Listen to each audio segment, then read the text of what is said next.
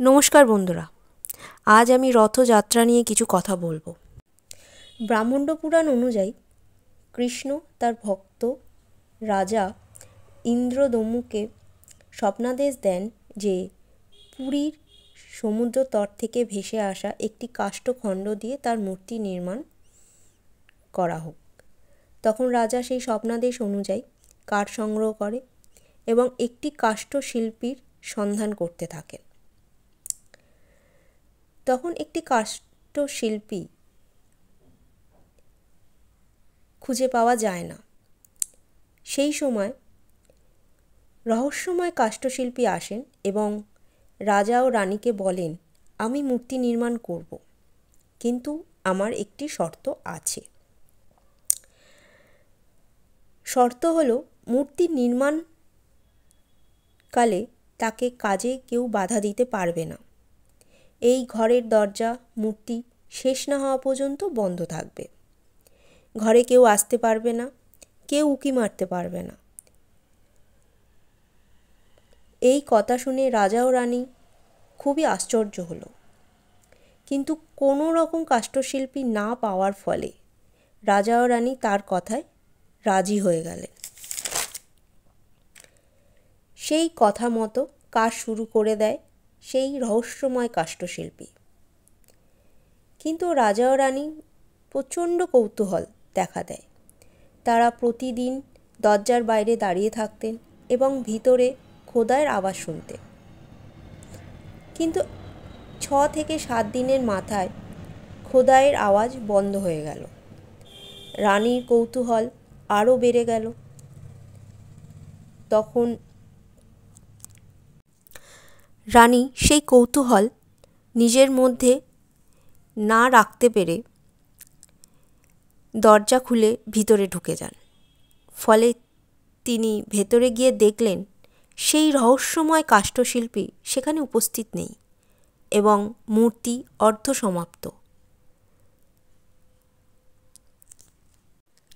সেই সময় রাজা কি করবেন বুঝতে পারলেন না।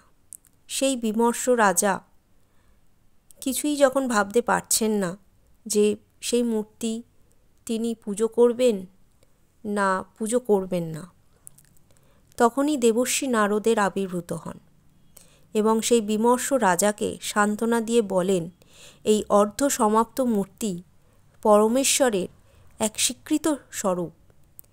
এই অসম্পূর্ণ রূপকেই পূজা শুরু করতে বলেন। তখন রাজা দেবর্ষি নারদের কথা অনুযায়ী এই পুরীর মন্দিরের নির্মাণ করেন এবং সেখানে জগন্নাথ, বলরাম এবং সুভদ্রাকে অধিষ্ঠান করেন।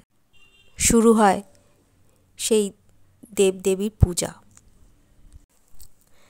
কথিত আছে, আষাঢ় মাসে শুক্ল দ্বিতীয়ায় বলরাম, সুভদ্রা ও জগন্নাথ মাসির বাড়ি যান। মাসির বাড়ি অর্থাৎ ইন্দ্রদমের পত্নী গুন্ডিচার বাড়ি। সেখানে 7 দিন থাকেন। যেদিন মাসির বাড়ি যান সেদিনকে সোজা রথ ও যেদিন ফিরে আসেন সেদিনকে উল্টো রথ বলে থাকেন। এই জগন্নাথ দেবের রথযাত্রা হিন্দুদের প্রধান উৎসব। এই উৎসবকে কেন্দ্র করে নানান মানুষরা একত্রিত হয় পুরীর মন্দিরে। এই পুরীর মন্দিরের রথযাত্রা বিশ্বের প্রাচীনতম এবং ঐতিহ্যময় রথযাত্রা।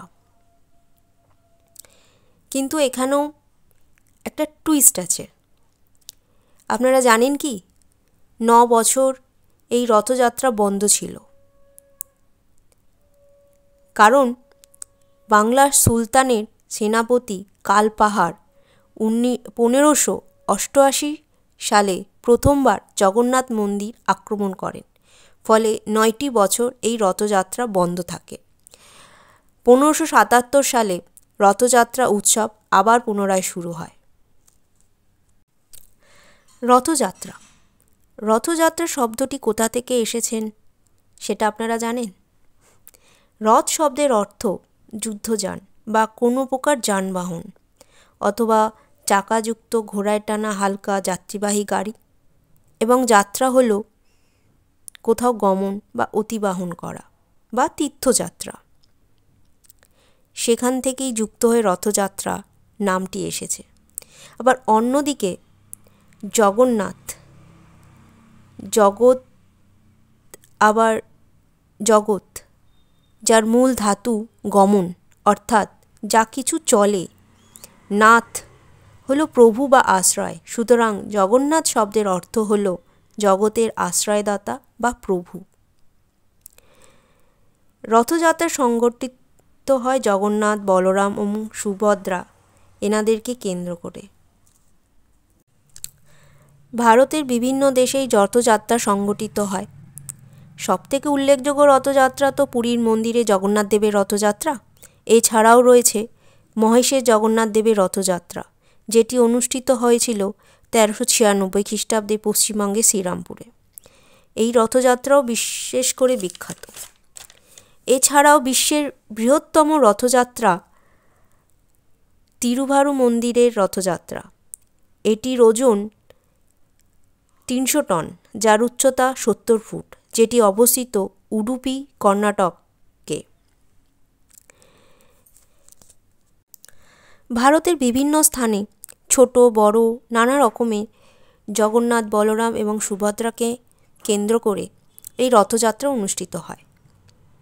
কিন্তু শুধু ভারতে নয়, এই রথযাত্রা বিশ্বের বিভিন্ন জায়গায় হয়ে থাকে।